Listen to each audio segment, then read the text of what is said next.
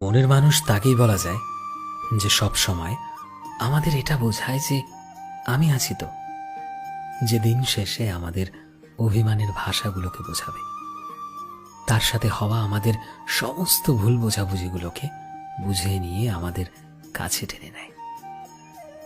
আমার চোখে জল দেখে যার ভেতর তছনছ হয়ে যাবে, যার কাছে আমার মুখের হাসি পাহাড় সমান আনন্দের হবে, আর আমার খারাপ থাকাগুলো দেখে যার দুনিয়া ওলটপালট হবে।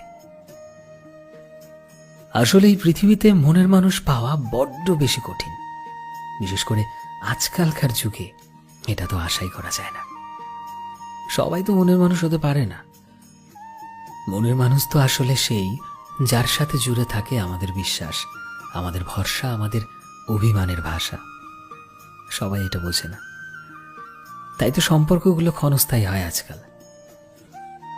আমরা সবাই চাই আমাদের মন বোঝার মতন, ভালোবেসে আগলে রাখার মতন একজন মানুষ।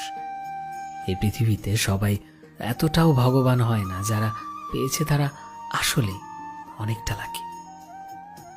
আসলে কি বলতো, মনের মানুষ তো সেই মানুষটাই যে আমাদের হারানোর ভয়ে কাঁদে, হারিয়ে ফেলার ভয়ে ছটফট করে, নিজের সবটা দিয়ে আগলে রাখতে চায়।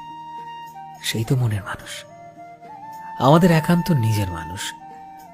যদি তুমি এই রকম মানুষ পেয়ে যাও, তবে তোমার থেকে খুশি এবং তোমার থেকে লাকি এই পৃথিবীতে আর কেউ হবে না, বিশ্বাস করো।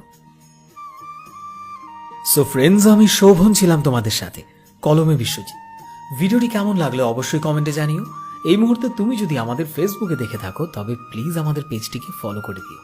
চ্যানেলে নতুন হলে প্লিজ চ্যানেলটিকে সাবস্ক্রাইব করে দিও।